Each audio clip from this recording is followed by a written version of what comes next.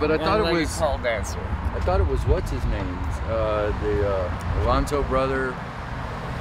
His Gilbert. name was Gilbert. Gilbert. Kind of. Yeah. The guy that was always here. He left his brain at the hat check. Right. Gilbert. And the other one was Alberto. Right. And then there was the sister. The sister tried to, you know, she tried to get the money. She always was a business person. Good times. This building was here. It just, what was it? Was it a paint supply? Paint supply, plumbing, whatever it does. It was right. It was something really utilitarian. Yeah. I think we actually took some paint to build a sign for the island. You hated it, but it was just leftover paint somewhere in the common ground. Right. And I remember the green room used to be exposed to the elements way back. Oh, right. What was Phil's last name? Hicks. Hicks. Yes. Mental block with Hicks. That's what it was. Phil Hicks. Is he still alive? No, I understand that it's passed. What, 15 years ago? Some really good amount of time up in Austin. You know, the thing about Phil Hicks that charmed me the most, we were whatever we were in 1980, but he was that throwback guy, that connection, at least for me as a promoter, right back to the Buddy Holly days.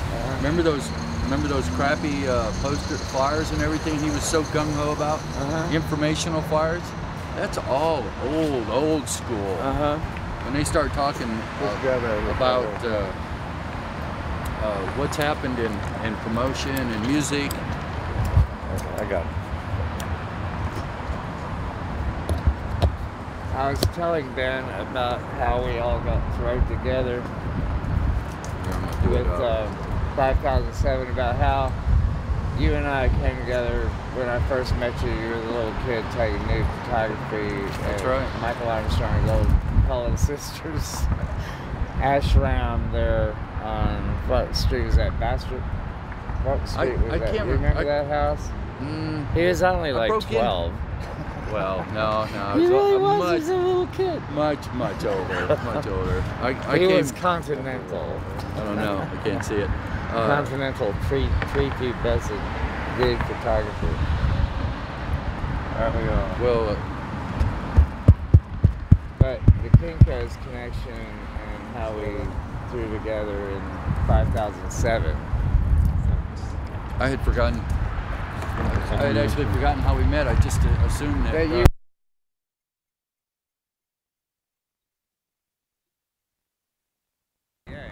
Right. But that you were doing that summer series of films for the down at the alley, right? You have to stand right here for it. With Harold and Mom and The Rocky Horror Picture Show, right? Yeah, that was Glad to be right here where I'm at. What are we doing? Facing the sun? He is setting us to where there's a good shot. You can stand right here to the left, just like that. Just And keep the my conversation. easy boy You can take my spot right here, so you get a little bit more use of that. There's Daniel right there in the background as well. Got to check in from Kat. She's stuck at the vet, but she's going to try to make her way over here. All right. And Mike's on Richard right there, so you just turn a little bit. Just have the one, okay. Yeah, just right now. I've got that one also, so just speak up a little bit. Yeah. Never a problem speaking loudly. Okay. So I'm going to go ahead and set that tripod down right there. So I'm going to go ahead and move that tripod. I'm just going to set it down. But basically, I'm going to ask you. Just grab it and bring it over here. It's cool. Yeah. Okay. I'm going to go get the tripod. Just How about ask we you. talk and you break in when you. Yeah. Okay. That sounds good. You guys seem to be. Because we're trying to piece it back together. I mean, it was a moment ago. So yeah, for our part of the island, it did all start at the studio, and that's what Malcolm's talking about. Is that we were off on our own thing. I was a neighborhood kid. Actually, I was probably closer to 16, maybe 17 by the time we actually met. Well, all right. It was 1976. So how were you then? When I first met you, you That were would have been 16 or 17. Okay. He looked like a little altar boy. I mean, all of us look like he babies. He was a tiny child. I grew up I late. think I dressed down Michael Armstrong about contributing to the delinquency of an adult, and how could he let you do that to him? Absolutely, absolutely. You know, Michael, for all of us that were over there, or the core, probably is and was a lot more significant. He's kind of one of those hidden characters in the backdrop. A catalyst. Like Mikey Hutchins, you know. Not, you know, many people in the scene knew him and loved him and stuff, but I don't think many people understood, you know, the things that he was willing to do. Him, Kevin Jackson over at Kinko's to help us all out. That was mind-bogglingly I did bring important. that up with Ben. I was trying to explain. But we were humping along over at the island. You're right. I was working down at the Alley Theater, and Phil Hicks came into our business meeting. There were not only Malcolm, there was myself, there was the man standing off camera, Daniel Jerzyk, Nancy McGallier, Randy Pierce, and Mark Green. Who's that Russian over there? I know, he does. He looks like, that's the Slav coming out. You know, he's my Czech brethren. Remember that? Ain't no stinking Russian. And so he pitched the deal to us, and humorously, well, to me, did I want to come down there and be the beer bar manager? And, a bar that was probably only billing a couple $300 a night at the main bar. It didn't seem to me at the time that was going to be a particularly. It was called El Tropicana. What was it? No, it had. That was down there was El Tropicana. You're talking about. Oh no, this place was El Tropicana. That's right. I'm going to go ahead and let you guys step in a little bit closer to each other. All right, so there were the three children of the couple that had operated this club. I was Take a step in right here. It was a very hot club. Sign right there. Come on in. Hi, Dan, New Jersey. Hi, Dan. Hey, good to see you. Dan. I just don't hear very many people All right, call give us a second here. Do you want to put it in the sticks or keep it on the shoulder? Yeah. Go figure. It's like people calling me Rick. It stills up. All right. Well, so gentlemen, while he's setting up his This is actually the building. Yeah. That all texture there, that would be, remember the alleyway? That would be the remaining And this was architectural the alley remnant. So do you think this, so this is side for the entrance to the alley, or just the building, or where's the front door? I think, no, this would be the alley. This would be The alley would have started right up against that wall. That is the alley wall. It's not the alley theater. No, Not the alley theater. Which one was the alley theater? Was it? That's downtown. You know that. No, before that. Oh no, they were over there. It was right there. No, over there. Travis. Travis. North of. further. Probably where the Esplanade is. I looked at it. Oh, I know all those people, or knew all those people. Nina and Betty and Ira. Okay. I think we're. Well, when I started up into this, I had somebody had told me that the old alley theater.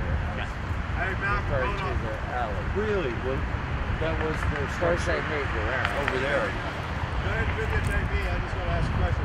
Okay. So, is this about where you think the front door was? Yeah, about. It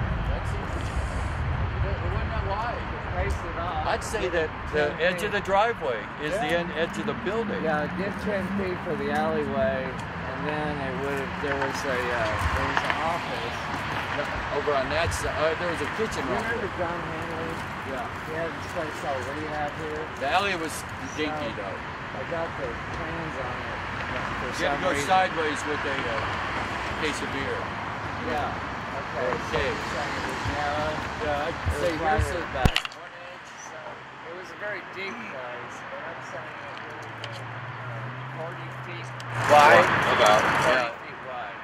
Then there was nothing on the other side. Just parking. Just parking. Or actually underground. Right. To an extent. And no windows. Parked it up. Yeah, no windows.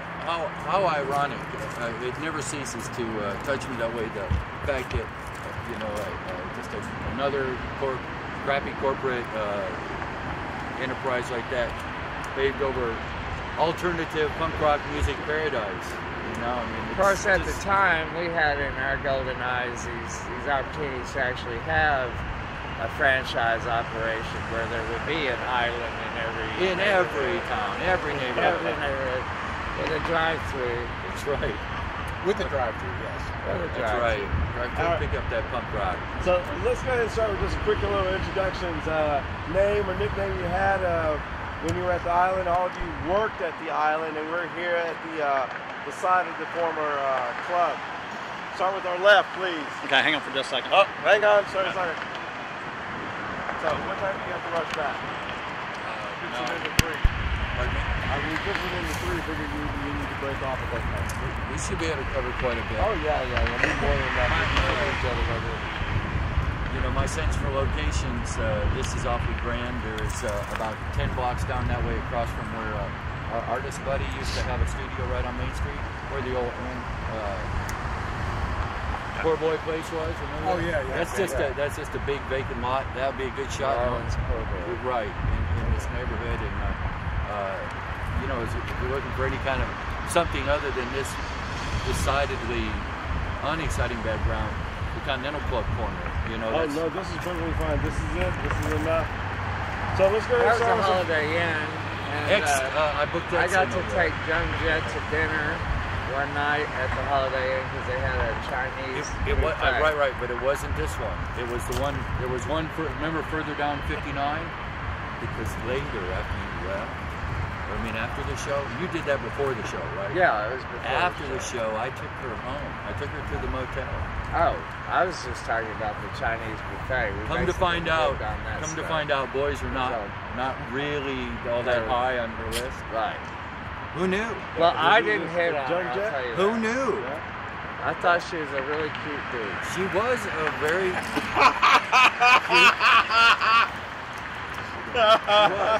But I have all right, let's start some introductions. Name, nickname you had about the island, and the 3 of you guys were actually involved with running the... we were trying to give you the story. We were getting there. Okay, no got worries. to the 5,007 subscriber report part, but one. We're good. Let's start with the names to the left right over here. Who wants to do independent intros? Okay, I'm Malcolm McDonald. Oh, good thing.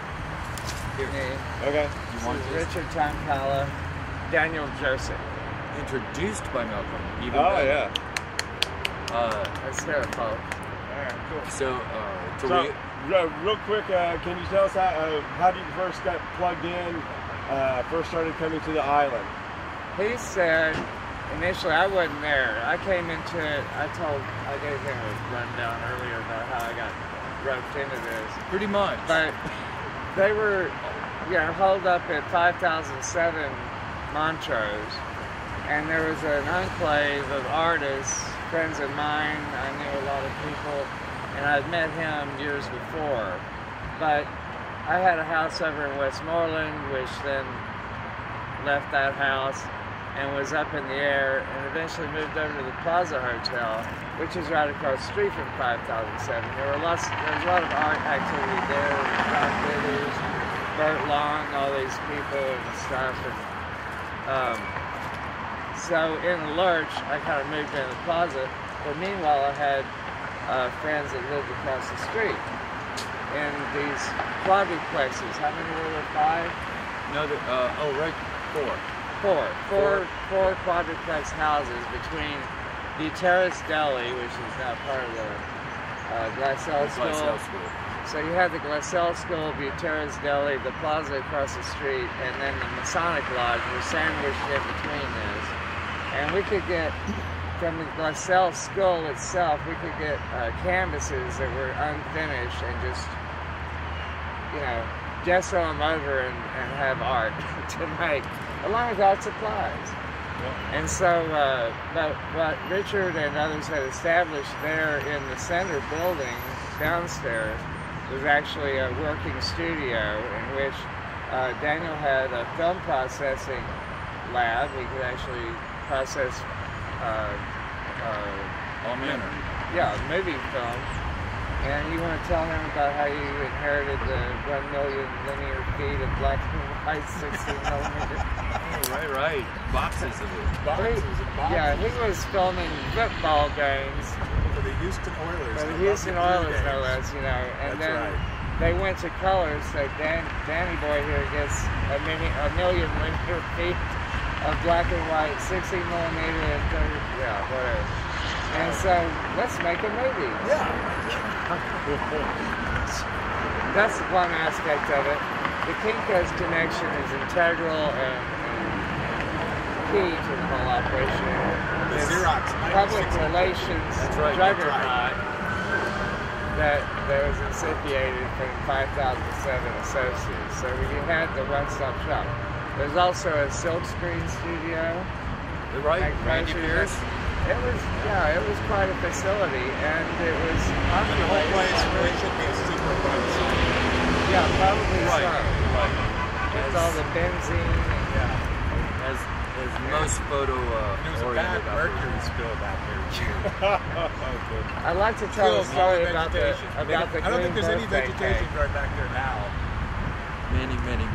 That's a secrets. nice way, so. Many secrets. You remember the green birthday cake? The plague that broke out with the green turds? My girlfriend's name was Nicole DeWolf, and it happened to be my birthday. When was this? In 1980. She got married and moved up to. But 1980, right? Yeah, we met her at Rice University at a Sinatra's concert in the basement at Hanson Hall, something like that. Anyway, this most beautiful girl in the fucking world starts hanging out, and we said, well, let's make a movie. The Judies was a big band. That was the biggest thing to come out of Houston at the time, besides, Kenny Rogers. But they were doing the Wonderful World of Appliances thing. They made this their home. So they were faced. So what Malcolm has shown you or talked about is all the corollaries, all the things that kind of accidentally came together.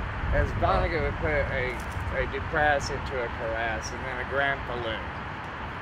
Exactly that. All these people came together out of convenience and sometimes at gunpoint to, get together and make stuff. And good drugs. And good drugs. So Phil, in his infinite wisdom or whatever, realized, we were neighborhood people, and a lot of the people that came here weren't from the neighborhood.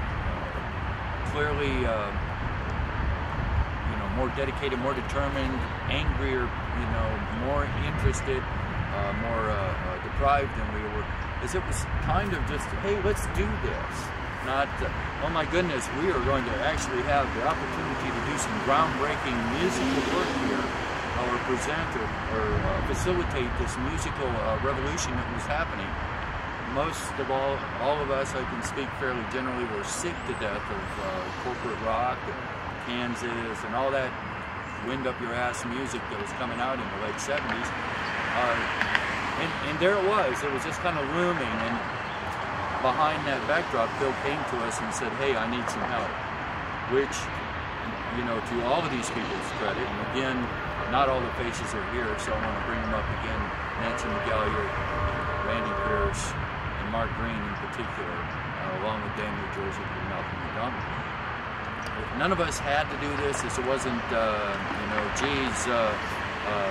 most important thing that was coming. It was a moment in time that somehow we lucked out to be at the right place at the right time. And so we came into this place, and it was called the El Tropican, a family restaurant. It had been a popular dance club. You're looking at location here. Down there is Astrodome, right? And South Kirby, which had the really towny restaurants and clubs. Sirloin, Sunny Looks Sirloin Club and all that. I could name like, so let's talk about Guidos and what have you. But we're talking location, I want to bring that up because you're sitting here in the nexus of Rice University, of the museums proper, the Contemporary Arts Museum, the Glassell School of Art, the High School for the Performing and Visual Arts, Houston Community College, PSU and U of H. We're right in the middle of all these universities, and that constituted, you know, there were students and if we were in It was a hopping. La Marais in Paris, you know, we'd be on the left bank just at the time they're still, you know, open up as a dance club. Pretty much. Hey, Daniel, there were various types of artists that immediately got involved with us, and Daniel, as Malcolm said, had always focused on motion image making, cinematography, videography. Way back, 1-inch decks were, you know, considered as good or, you know, slightly less than what we have now. What remember Ted and what do you remember any of that part of the story and the sound guys? Ted Beans or Ted Bean. Ted Barwell. Yeah, well, it was kind of a nexus of technology and art. You know, what was available was available. You know, so we were, you know, cannibals, or you know, get what we could when we could. You know, we had a lot of facilities, and basically, you know, facilities were to facilitate other projects. So, you know, one thing led to another. It was all a big piggyback. Everything climbed on top of each other. There Something it is. came out of it. I would say Talking about canvases left in the dumpster at LaSalle, and then at Texas Art Supply, they actually, if there was one bad tube of paint and a set of paints, they throw the whole set of paints out. We literally had station wagons full of oil and acrylic paints, you know, to haul over to 5007 and make. Which we did, and these connections that were in town were, I think, easier to make back then than they might be today. Town felt smaller. You knew, you know, like what he just alluded to in terms of making connections. There were people from Channel 8 and Channel 11 in the background helping do some of the early video recordings. I want to talk about Marion Luntz, who was at KPFT. Yeah. As the interim station director. I was at KPFT as a volunteer, but basically we go out there and become the associate director of development because I had nothing better to do you know. So we had all these cars. Sufficient income, and so moved in, you know, to this vista of this concentration of people. Now, had there been out of those 4 houses, right, 4 quadruplexes, that'd be a dozen people maybe, but then there were the ancillaries who had friends who all concentrated. So these were salons in every apartment there, and as they established this one facility, which was 2 apartments downstairs, right? That's right. And that was the deal. Every day, every night, it was 24 hours a day. Basically, somebody's down there doing something. Making silk screens or, you know, processing film or this or that. And just take Hold on a second. I'll just give it up. There goes my ride. There goes your ride. Not yet, Malcolm. Not yet. Not yet. So let's talk about names. So let's when bring you it came into to the place, I believe it started off as Tropicana, and then it was known as the Rock Island. It became Paradise Island. Paradise Island. Right. That's when I first met Phil. It was a really lovely, soft place. I saw Herschel Berry and the Natives, the pinups.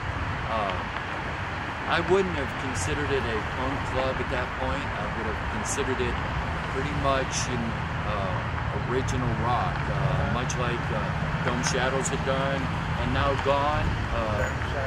My very favorite club in Houston history, the one that the Second Baptist Church owned for about 15 years, a little rock club about 5 blocks down Main Street from here. It was more of that. And again, now that you have kind of an underpinning of some of the people that were tapped or were in the right place or whatever, but got immediately involved with the island in that late 1979 into 1980 period, that the music that I guess these viewers are thinking that really defined it started in about mid-1980. A man named Butler Hancock got the idea that some of these artists were really important enough to try to bring to Houston. I don't think he had ever had any experience doing it, but at that point, felt like he was capable of it. And I'm talking more in the realm of like Brian Brain, Lydia Lunch. I don't think he jumped right into the Misfits reality or any of the other more aggressive bands that we ultimately ended up presenting and being involved with. It was an art project. And Butler Hancock is now passed, but his slant was clearly cultural. Culture is an art. So now in 1980, these folks and several others, we all got together and we turned this club. At which point, at this time, it was called Rock Island, which personally I board, and I will take 100% credit for saying, Phil, we're not going to be involved in a club called Rock Island. I don't know what my emotional attachment to that phrase was, but it was adamant. Morally impervious. But we also didn't have enough paint in that paint to put rock on it. Well, also door. because we had the neon palm island, trees. Yeah, we took the neon palm trees and took them inside, and so that's took them inside, and we did it with paint. It just came together. I mean, and it was a clear, fresh start. Folks that had been here before, maybe they would feel like it was worth coming back to, because I certainly couldn't imagine anyone coming here one time and ever coming back again. There was horrific health issues in there, I'll say that. I believe that we successfully turned it into just a dingy joint from the cesspool. I was working the door for a while before I was thrown out. But several times. Yeah, I was thrown out several times on the first game. But what I enjoyed at the door was the look on these men's faces. We're talking about people from the Red Lantern down by the ship town. Seamen would come in here, like, salty, old salts, like huge, dangerous looking people, you needed to shake them down, but they were too good for me even to consider that. But, they see these kids like hanging out, they go inside, and the name had changed from, they'd probably been here during... Well, what kind of club is this? Yeah, what kind of club is this? Sir, this is hell on earth. Ha ha ha, that's really funny. And then they'd actually blanch white when they see these kids with razor blades in their faces. They were hell-bent on suicide anyway, so what are you going to do, rob them? And they'd actually, get a little pale thinking, well, I've got all this money on me, and we just dropped in from the one-legged pole dancer next door. It was amazingly intimidating it was amazingly intimidating. Mainstream folks. One of my favorite moments at the island is when the comedian Paul Rodriguez was booked there. I cannot for the life of me remember the acts that were booked that he was being the quote-unquote MC for. $200 a night, helping out an agent. Sure, bring him on. But it was something fairly aggressive. I want to say it was AK-47, but I'm not certain. But so this very ethnic version of Paul Rodriguez shows up on stage talking about vatos and 714s and stuff. And it was probably one of the funniest moments of all time to see the 30, 50 punks and other miscreants standing there just like. I booked him for 2 nights. In fact, he was sitting in a motel, but he was hanging out with us over at the studio. After the show that night, he said, there's absolutely no reason that you feel like you got to pay me for tomorrow. I mean, if it's, if you, I just don't really feel like, you need to worry about that at all. Can I go now? Would you please let me go now? Years later on The Tonight Show, I heard him retell that story to some amusement, that he was in fear of his life, and these were, I think, some of the kindest, most decent folks. It's like the Addams Family. It totally was. Like, nobody ever intimidated me. I don't remember 851. I can't recall one either, and being the general fashion. Scariest people in town, I think. Basically to the rest of town, I was a fashion victim, as I've always been, and had really long hair at the time, which fit right in with all the short hair and spikes. Down to his butt. And when the dancing got too aggressive, where it became dangerous, it was a simple matter just to walk up to rather large people even and say, hey, no fists, come on, you really hate that person, or you're trying to hurt them?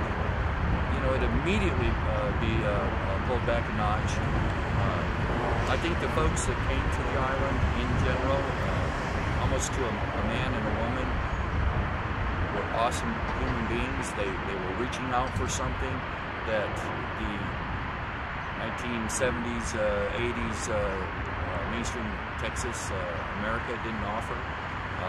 Well, that was a paradigm of, we had Reagan in the White House, and it was a warlike time, and in those days you still had the specter of nuclear annihilation. And when people shift the talk to, from let's kill all those people out there somewhere, the commies, to fuck it, let's just kill ourselves, and we'll do it chemically, we'll drink ourselves to death, or we'll do this or that, or cutting or what have you. It privatized it, it brought it back to a mom and pop kind of shop thing. Honestly, I've never felt, it was very peaceful. You were doing the hippie look, is what the thing was. You had the really long-haired hippies, pothead look going on. But it was unobtrusive. It wasn't like this is a pretension of some sort.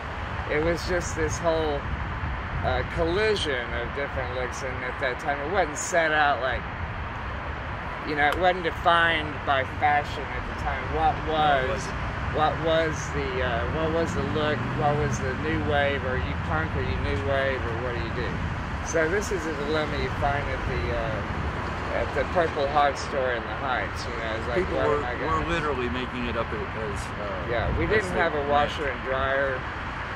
Certainly not hot topics. We didn't know anybody with a washer and dryer, so we'd actually take $3 a day and go down to the Heights, once a week and wear something clean every week. So how long you guys were involved with the island once you got plugged in? Now, Richard, you were a manager on the weekends, if I understand. It was open on the weekends. The first thing I ever did with promotion was some postcards for Herschel Berry and the Natives, which I believe were a regular group here on Thursday. Right. Right? Is that right? Well, they were here for a month. They did a regular show. It actually started out, Phil started talking them into converting it from their failing Mexican restaurant in 1978. Okay. So they kind of squirreled their way through 78 into 79. Remember that? I don't know if you ever saw the 1-foot stage that they had.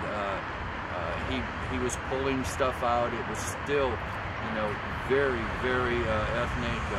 Garlands, Yeah, it was weird. What is that? Cross lattice work.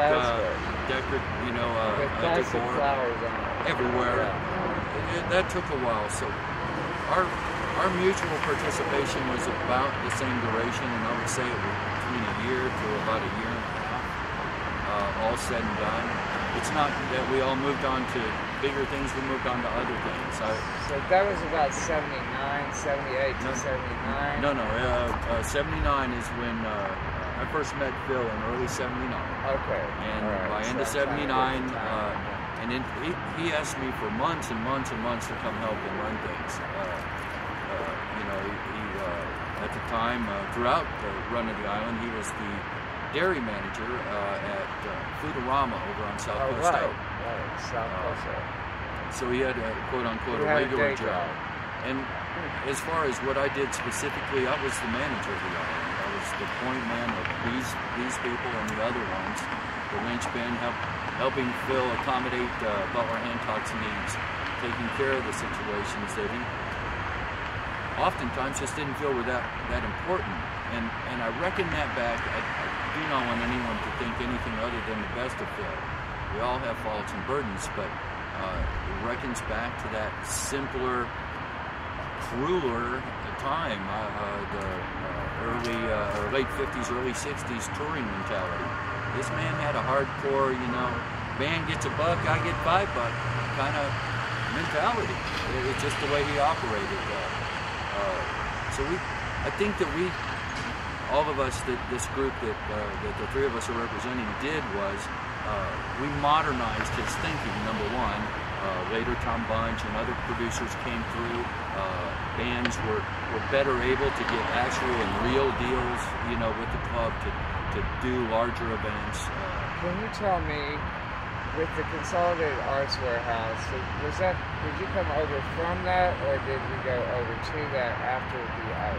Much later. Prior to? Yeah, that was later. Much later. So that would have been 83? Somewhere in there. I was going to say 84, because by that time... So they had Dr. Rocket, that era, the George Duran project at Consolidated Arts, Which was straight through there. Mm-hmm. Right behind us, and I can't recall, did you ever go there? I think it was before the island, but right there was one of the biggest strip clubs in the city. I mean, it was a beautiful building. The Golden Empire. Golden Empire, that's what it was. In the actual I was sense actually of the marketing director of the Golden Empire. It was a big warehouse type of thing. vacant. They would literally bring in a generator. That's right. And you know what raves contrived to be now?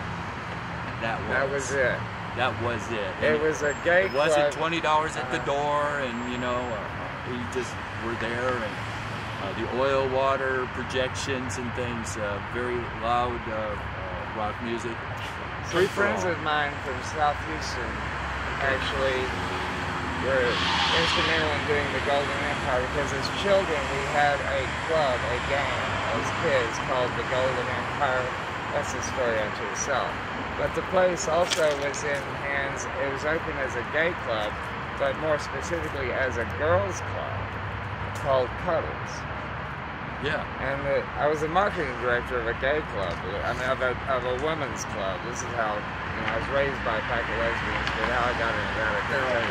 And it was this cavernous space with 3 levels on it, centered around it. Basically looked like a bigger Riches without all the glitz. If you've ever been to Riches, right? It was so good. It had a great flow to it. The Riches, a couple of ownerships and generations back, maybe. Back to this though, the thing that happened, and that makes this documentary important for Texas, for Houston, and for us, there was this explosion in music, and these people got together. These creative people got together and helped make that alternative statement. You've heard it called alternative music, new wave, and those are, in the most general sense, incredibly accurate terms. We were trying to find a freaking alternative. Punk rock, just in case anybody has forgotten, is an English invention, and it was always my feeling they had a lot more to be angry about than we did. Just by number of years of getting jacked over. Well, we did catch the bug from the repression that occurred after Reagan took over. That's exactly right. The political climate changed. And Thatcher and Reagan were in bed together about a lot of things. There was, there was a fear of the police state. It was very aggressive and it was very warmongering. I've heard it said that was, Reagan. The Reagan era is the birth of the modern Republican tyranny party. They can be traced back to his things and his policies and lack of attention. So that was reflected in the music. Goldwater's thinking. Exactly. To say that he carried the Goldwater torch forward and made it work. He modernized it. Who would now be considered a screaming liberal? He would be considered a screaming liberal, but we were horrified. Nixon was actually middle of the road liberal Republican, and Reagan was his nemesis. He was. Goldwater We were just angry at Nixon about the damn war. So these amazing bands started popping up, and forevermore, you know, many of them started here. One of my favorites was a band called REM, and when we did it was touring on Radio Free Europe, their big #1 college hit, which of course no media in here would cover or had even heard of. We did them for $5, and you got free draft beer and hot dogs. And as I recall, the head count was right at 79 people paid. Obviously, they're a huge success story. That's just the beginning of the people that came here in various parts and bits, and Henry Rollins, you know, he wasn't even full-fledged, you know, Black Flag at that point. He was a part of the gang. Still more Greg's band here.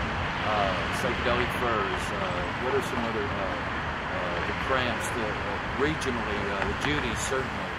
And well, there's Joan Jett. Joan Jett, a number of them.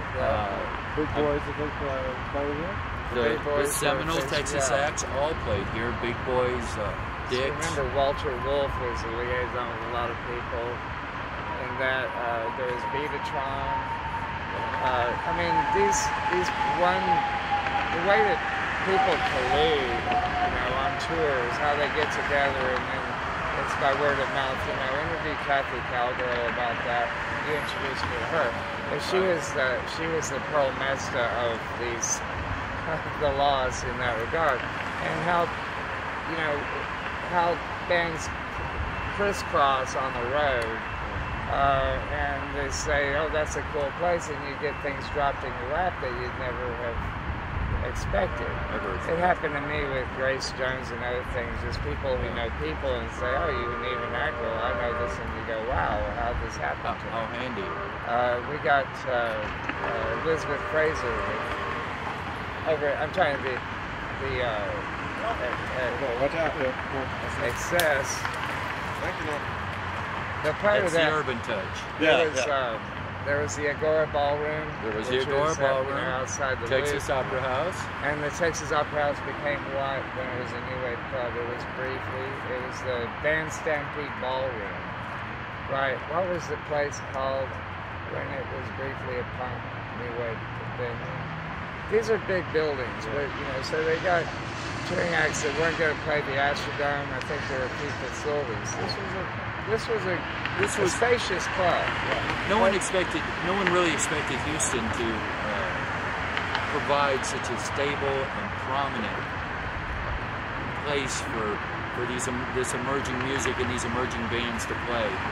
And I do want to speak about one thing that came out of this we haven't spoken about, or anyone spoken about.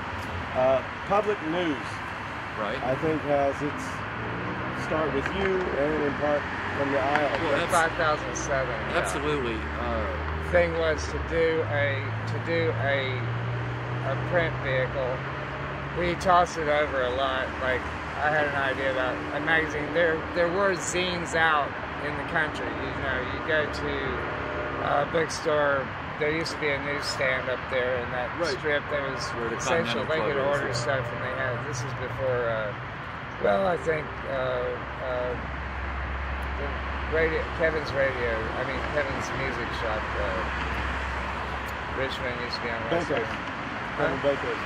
Real records. Yeah. As it were then you could access some of this printed material. So we talked over the idea of Squirt magazine, you know, it's just going to be something we can get away with at Kinko's. But we started selling generic beer. There's a generic trend, and generic beer was cheap, and we could get it at Kroger. And it made a statement. So we needed to get rid of bottles because people would throw bottles and people got hurt by bottles. So we had canned beer, and we could buy beer as beer, and it was a bargain. It was just the tip of the iceberg with some of the nonsense that went on with the liquor. Public news was supposed to be a generic tabloid thing. Public news, and essentially later the name Public News attached to it, and that's how Public News started. But it was a 8.5 by 11 fold over, like just one sheet.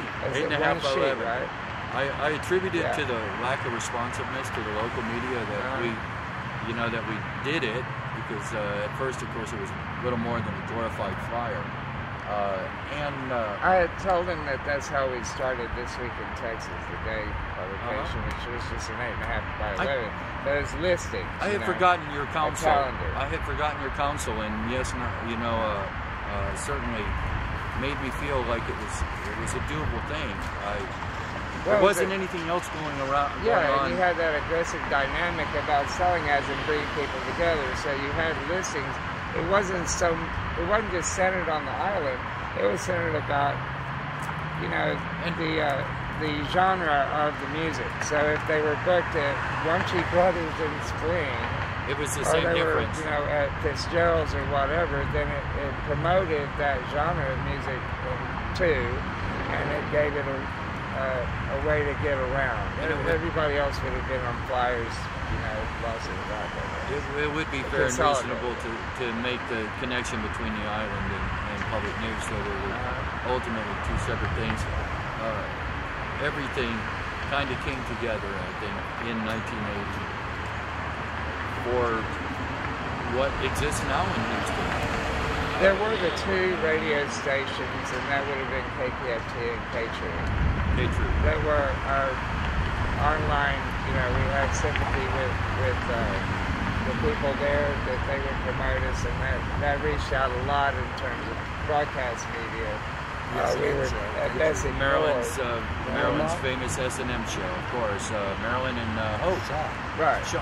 Well, Sean, wasn't Hope Bang also in that? Hope was with that. Hope, that's where I met her. But Marilyn and Marion Luntz was in with Swamp Media, was at the time the managing Coach and Corey, station manager at KPFT. So you had a cross of all these mediums. I consolidated pretty much right there. We might have inadvertently covered most of it. I think to surmise it that for all of us, and Ben could certainly step in front of the camera right along with us. No one told us that we couldn't do it.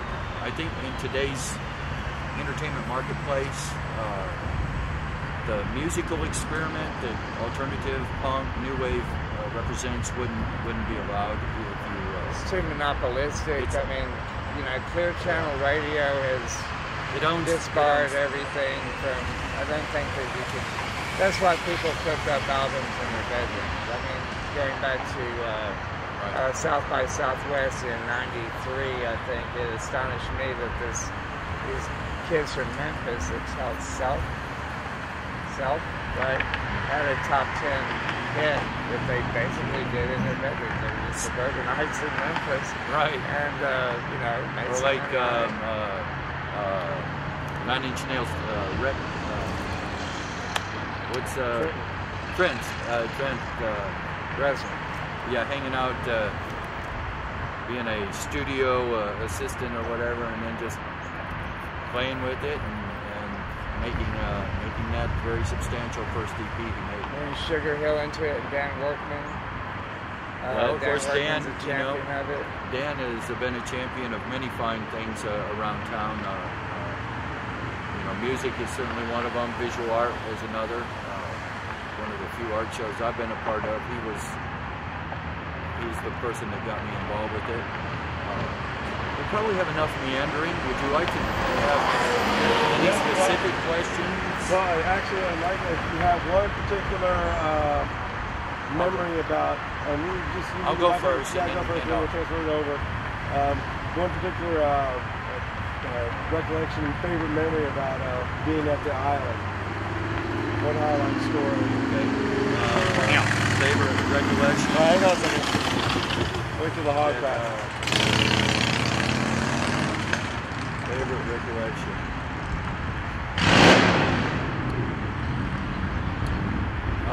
My favorite recollection of the island is a more general one.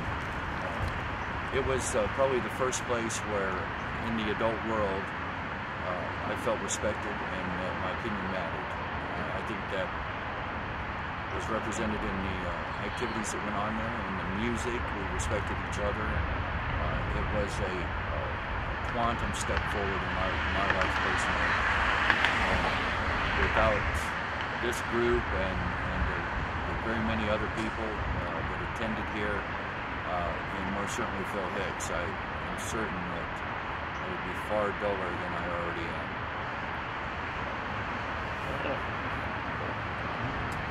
Well, I'd like to. He's going to get some good audio. But I also want to, when you worked at Space Around here in where would you station? Was that close to the stage or anything like that? No, I was kind of a backroom guy.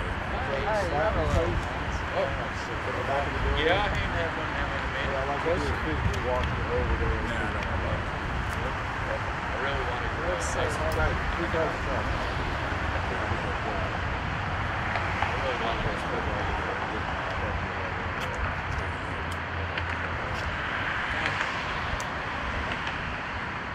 Sorry, I've been started. Alright, cool. Alright. You might go ahead and just tell me your name again, and maybe you had anything at the time back in the 80s? Daniel Jersey. Alright. You know, I'd echo what Richard said. It was really a nexus. It was, you know, people doing what they do, and just things that stacked on top of each other. These people, what they did, and it was the pre-internet of internet. It was the internet of people. I wasn't trying And to that's really it. I think it's kind of something maybe is sorely lacking. This connected world is a real world place where people really are connected like that. So tell me about this little bit of movie that you had with the acquired equipment. Do you remember any particular details? Well, we all worked for the Houston Oilers at the time, Right.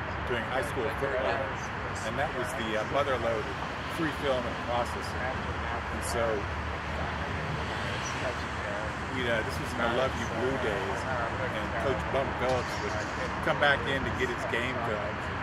I'd always see him like once a week, and I'd be working in the darkroom all night processing 50,000 feet of game film. And Bum would come to the back darkroom and get his stuff, and I'd say, "Bum, get me out of this darkroom. I want to be a football player and make some real money." He goes, "Shit." It was the freebie of all. Freebie mother load film and processing. Do you recall anything about this film? I'm sure it's lost. What you guys did as a movie here? Several movies here? I lost. Yeah, I lost a lot of archives to torrential flooding in Houston. It's tragic. Something for the memory vault, huh? Yeah. Okay, cool. Yeah, you did an AV little project too that you would come on Vincent on occasion. You had I'm describing a little AV chart. No, that wasn't me. Oh, okay. Next. All right, cool. Yeah. So you just working more behind the scenes? I work with Richard. Richard and I worked a long time collaborators. Brothers in arms. Now, and you started your friendship Houston High School Division of Performing Arts. Yeah. I met Richard since I had a full head of hair. And you were the first graduating classes at HSPDA. No, third. Okay. That's right. Yeah, okay, good. Anything else you want to shout out to posterity? Peace out.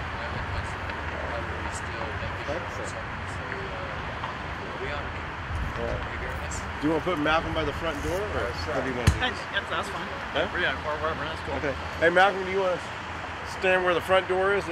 Can you approximate your? I straddled the pickup window. You had a little stool right there. You could put it in the driveway. My bladder's about to split. Oh, okay. It'll look like this. I'll just lounge. Subliminal message. All right.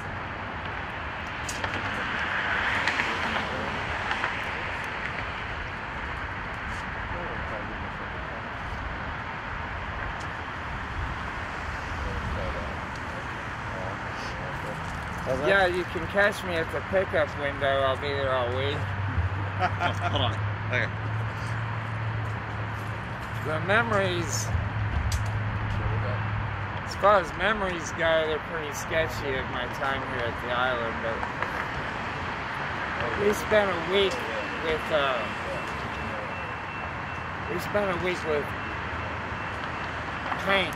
painting the floor here, and I don't know how much lead, benzene, polyethylene chlorides, all those chemicals might have been in that paint, but it was a buzz that lasted, you know, a few years after that. But my favorite memory of the island days was one night when we managed to shut down the club. We were invited around the corner to one of the original owners' place's new place. The original owners, his name was Gilbert. And we were treated to a floor show at this strip club, and there was a one-legged pole dancer.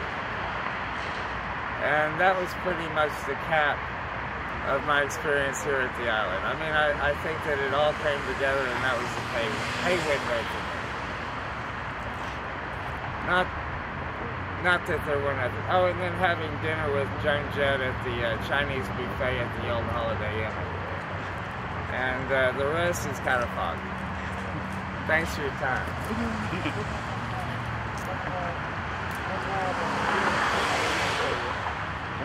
Yeah. All right, cool. So.